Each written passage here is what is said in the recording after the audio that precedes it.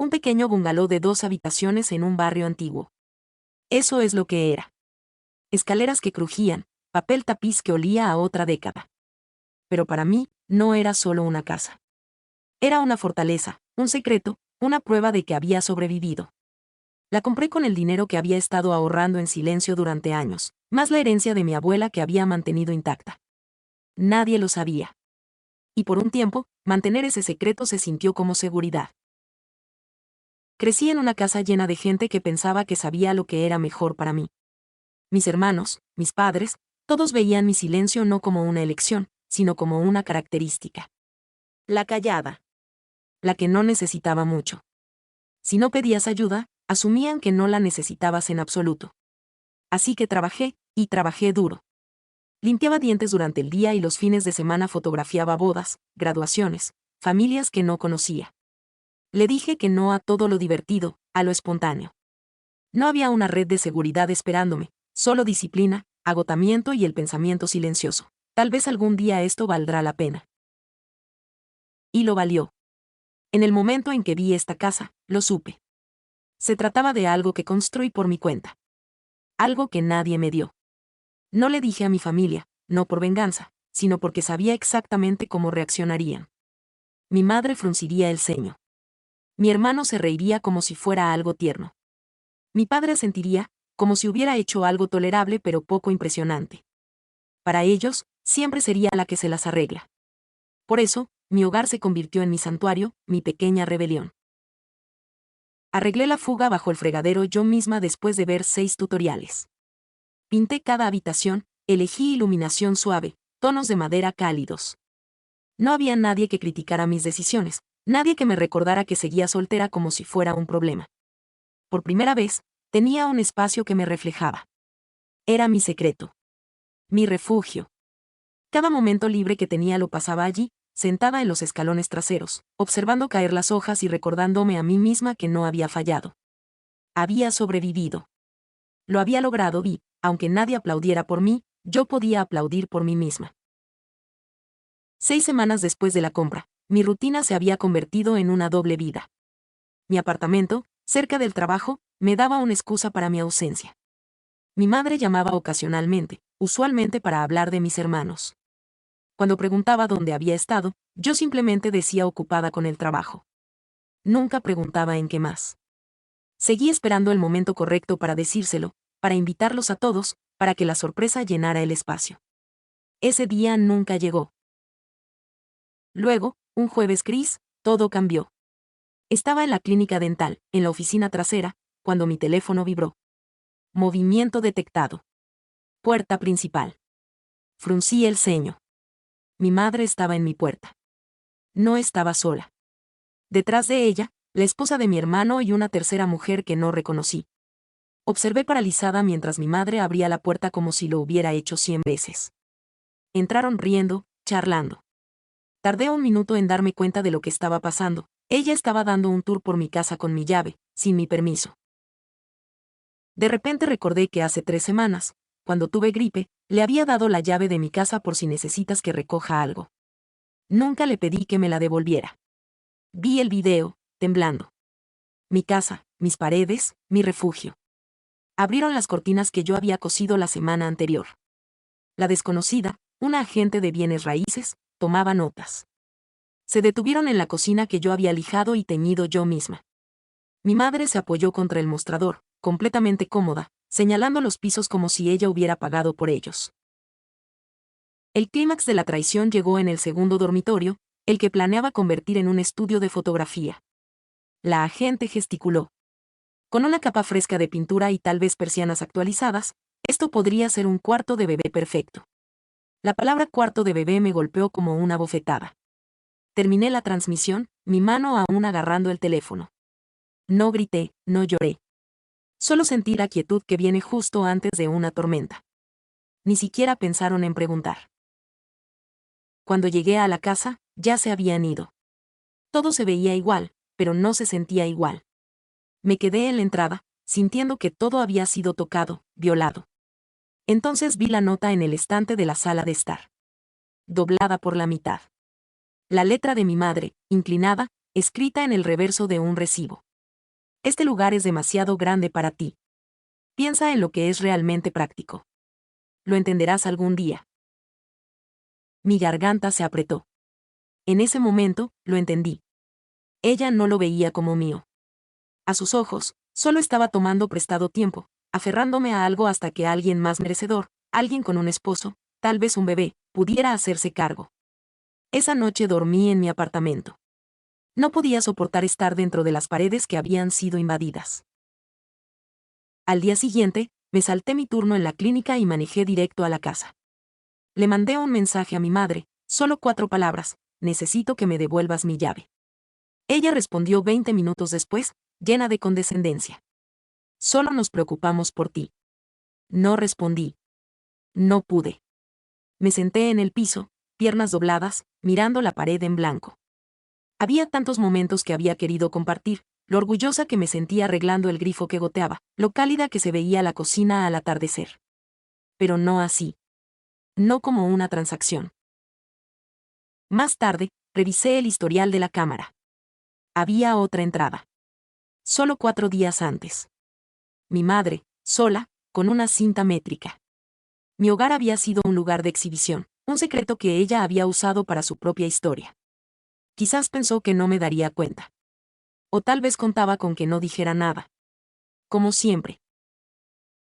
Pero esta vez, no estaba callada. A la mañana siguiente, llamé. Vi las grabaciones de la cámara, dije sin emoción. Hubo una pausa. Ella se ofendió, pero yo seguí adelante. Usaste una llave que te di para una emergencia, entraste en mi casa sin permiso, trajiste gente y dejaste una nota. Ella intentó un viaje de culpa.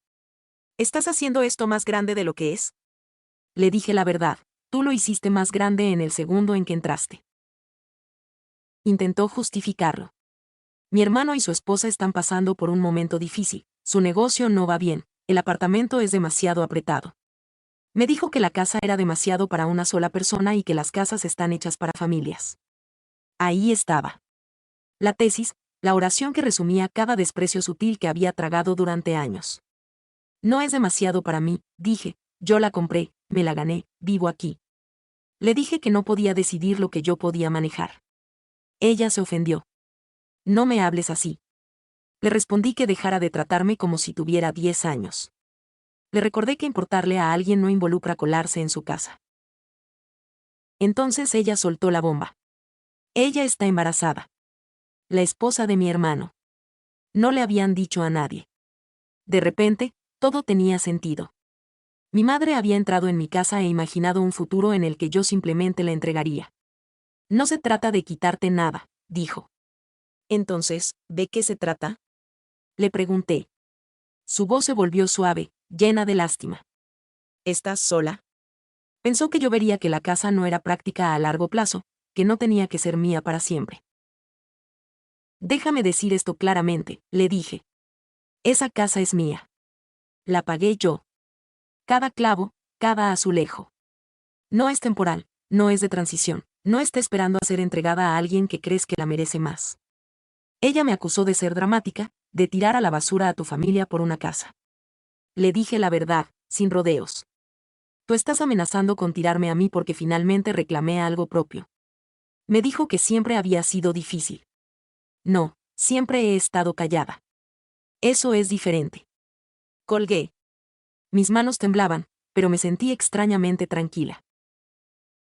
Esperé una explosión. Mensajes, llamadas. Pero no hubo nada. Ni siquiera mi hermano me contactó. Me pregunté si había ido demasiado lejos. Pero luego recordé a mi madre en mi pasillo, sonriendo como si fuera dueña del lugar. Esa puerta necesitaba ser cerrada. Esta vez por mí. A la mañana siguiente, llamé a un cerrajero. Me tomé el día libre del trabajo y lo observé cambiar todas las cerraduras exteriores. Cuando me entregó las nuevas llaves, las sostuvo como algo sagrado. ¿Solo usted con copias?, preguntó. Sí, dije. Solo yo. Esa noche dormí en la casa otra vez. El colchón en el piso, las sombras suaves. Pero esta vez, la quietud se sintió ganada. No supe de nadie durante 4 días. El silencio era una ausencia que dolía. Pero debajo del dolor había algo sólido. Por una vez, el silencio se sintió como mío. Al quinto día, un carro se estacionó en la entrada. Dejé la bolsa de espinacas y me acerqué a la ventana. Era ella, mi madre. Intentó abrir la manija. No se movió. Su cara cambió. Tocó una vez, luego otra vez más fuerte. Me acerqué a la puerta, el corazón latiendo. No la abrí. Hablé a través de la madera. Ya no tienes llave. Una pausa. Me lo imaginé, dijo, su voz plana. Me quedé en silencio, viendo cómo se veía más pequeña de alguna manera, menos segura. Sé que estás enojada, dijo. No estoy enojada, le respondí. Ya terminé de estar callada. Solo quería ayudar. Le dije que no, que ella quería control. Eso no es justo, dijo. No está abierto a debate. Su tono se volvió cuidadosamente controlado. Tu hermano y su esposa están pasando por algo difícil. Le dije que nunca conocería la situación si la gente seguía tomando decisiones a mis espaldas. Ella se acercó. Te crié para ser práctica, dijo. No, le dije. Me criaste para ser útil, para adaptarme, para esperar menos. La practicidad era solo una excusa. Le pregunté por qué era tan difícil para ella dejarme tener algo, por qué la molestaba que yo fuera dueña de este lugar, que estuviera bien sin ayuda, que no necesitara permiso. Su voz se quebró ligeramente. Porque no quiero que termine sola. Me reí, un sonido seco. Ya te aseguraste de eso. No lo dije para lastimarla. Lo dije porque era verdad. Cada cena familiar en la que mis logros fueron pasados por alto. Cada vez que la crisis de alguien más se volvió más importante que mi progreso. ¿Crees que no te veo?, dijo. Pero sí te veo. Demasiado tarde, le susurré. Ella dijo que me arrepentiría de alejar a la gente. Le dije, de lo que me arrepiento es de haberte dejado entrar. Me alejé de la puerta. No esperé una respuesta. Un minuto después, escuché el carro salir de la entrada. Los siguientes días pasaron en un silencio extraño. El silencio se sintió como paz al principio, pero luego los mensajes superficiales de mis hermanos comenzaron a llegar. Mamá sigue bastante molesta. Esto no vale la pena explotar la familia. Extraño las cenas familiares. Nadie preguntó cómo estaba. Nadie dijo que lo que había hecho mi madre estaba mal. Solo querían que deshiciera un desastre que yo no había creado. Me mantuve callada. En mi casa, me encontraba fregando zócalos que no lo necesitaban, reorganizando los cajones. Colgué fotos en el pasillo que se sentían como prueba de una vida que había construido sin aplausos. Me sentía orgullosa, pero a veces me sentía como una extraña en mi propia piel.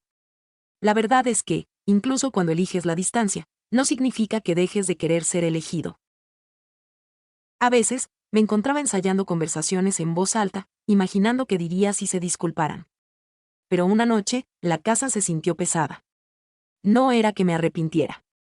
No me arrepentía, pero tener razón no te impide sentirte sola. Me di cuenta de que no podía hacer todo en aislamiento. No para siempre. Si alguien iba a entrar en esta casa otra vez, tenía que ser alguien que me viera, no alguien que me mirara de soslayo para imaginar por qué podía ser intercambiada. Mi amiga apareció sin avisar un jueves, 3 semanas después. Abrió la puerta, sosteniendo una bolsa de víveres y una botella de vino tinto. Me miró y me dijo, no has respondido a un mensaje en casi un mes. Me imaginé que habías olvidado cómo funcionan las puertas. Pasó, como si esta casa también fuera su lugar. Nos sentamos en la mesa de la cocina. Se los dije, le dije, finalmente. Mi mamá se metió. Dio un tour, dejó una nota. Le conté todo. El tour, la nota, las excusas sobre el embarazo de mi cuñada. Ella me escuchó, sin juicio. Le dije que había cambiado las cerraduras. Esa no es solo una línea, dijo. Eso es toda tu frontera destruida con una palanca. Me preguntó si me arrepentía. No de la casa, sino de plantarme ante ellos. Le dije que a veces me preguntaba si valía la pena el silencio, pero luego recordaba cómo mi madre caminó por mi puerta como si fuera suya. Y supe que no podía quedarme callada esta vez. Le dije que lo hice porque necesitaba dejar de encogerme para hacer espacio para todos los demás. ¿Y ahora que te has expandido, hay espacio para alguien más?, me preguntó. No lo sabía. Me dijo que no tenía que ser invisible o intocable, que había un espacio en el medio. Ser propietaria no significa aislamiento. Esa noche, después de que se fue, me senté junto a la puerta principal y me pregunté si dejaba que alguien regresara, ¿reconocería el sonido de la pertenencia real? Mi cuñada, la esposa de mi hermano, me mandó un mensaje 5 semanas después. ¿Podemos hablar? Solo tú y yo, por favor. Acepté. Me la encontré en la casa. Sin maquillaje, sin el atuendo perfecto. Me dijo la verdad. No les estaba yendo tan bien como parecía. El negocio de mi hermano no era estable. Estaban atrasados en el alquiler por meses. Ella pensó que mi madre podría ayudar a refinanciar, pero en su lugar, mi madre impulsó la idea sobre demasiada casa para ti.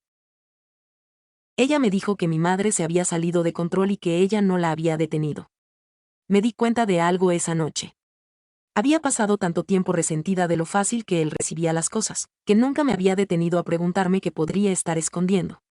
Me hizo más difícil convertirlo en un villano plano. Me senté en el piso de mi casi estudio. Me di cuenta de que nunca me habían visto como permanente. Pensaron que me haría a un lado, que me apartaría calladamente como siempre lo había hecho. Y mi madre, por retorcido que fuera, probablemente pensó que estaba ayudando. Pensó que estaba corrigiendo un error. Para ella, una casa a mi nombre era una mala asignación de recursos. Me di cuenta de la parte de la que nadie habla cuando se habla de fronteras. La parte en la que finalmente obtienes lo que quieres, y luego te das cuenta de cuánto perdiste en el camino. La casa estaba segura. Yo la había asegurado. Pero no me había preparado para el vacío que vino después de reclamarla. Entonces, una idea silenciosa me golpeó. ¿Qué tal si los invito aquí? No para rendirme, sino para establecer los términos. Mis términos. El domingo por la tarde, les envié un mensaje a todos, incluso a mi padre. Estoy haciendo cena este domingo en la casa. Si quieren venir, están invitados. Vengan como son. Mi hermano, mi hermana y mi padre respondieron. Mi madre no lo hizo de inmediato, pero finalmente, ella también aceptó. Fue suficiente. Pasé el sábado preparando, no de forma obsesiva, sino con intención. Serví pollo asado con lentejas y ensalada de hinojo. Hice la ensalada porque me gustó cómo se veía en el tazón. No para ellos. Para mí. A las 5:57, se estacionó un carro. Respiré profundo y abrí la puerta antes de que tocaran. Mi hermano entró primero. Luego su esposa, mi hermana, mi padre y, finalmente, mi madre. Ella dudó en el umbral. Le sostuve la mirada. Entra, le dije, calmada. La casa se llenó de vida, sus zapatos junto a la puerta, sus chaquetas. Mi hermano vagó por la sala, murmurando, ¿hiciste todo esto tú misma? Mi hermana notó el color de la pintura. Nos sentamos a la mesa. Comimos. Mi hermano me preguntó por mi nueva cámara. Mi padre no dijo nada, pero siguió alcanzando más lentejas.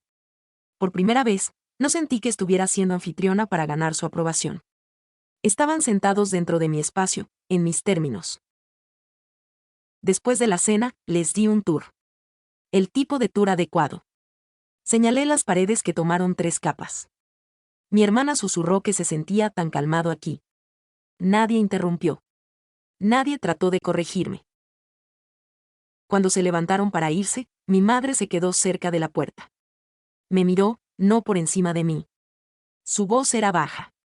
Hija, has hecho algo hermoso. Asentí. Gracias. Me apretó la mano una vez, ligeramente, y se fue. Me quedé en la puerta por un momento largo.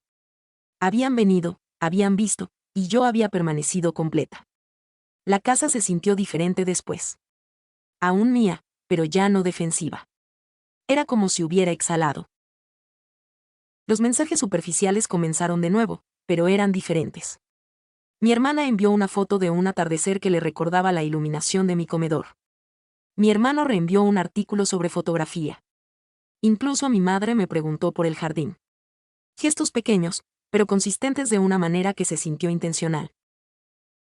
Estaba aprendiendo algo nuevo, que podía participar sin desaparecer, que podía establecer fronteras sin construir muros. Que la familia podía ser algo en lo que yo participaba en lugar de algo que me pasaba. Tomaría tiempo. La confianza no se reconstruye de la noche a la mañana. Pero por primera vez en mi vida, sentí que tenía una opción en cómo continuaba esta historia. Y esa opción era mía para tomar. En mis términos. En mi casa. Donde yo pertenecía.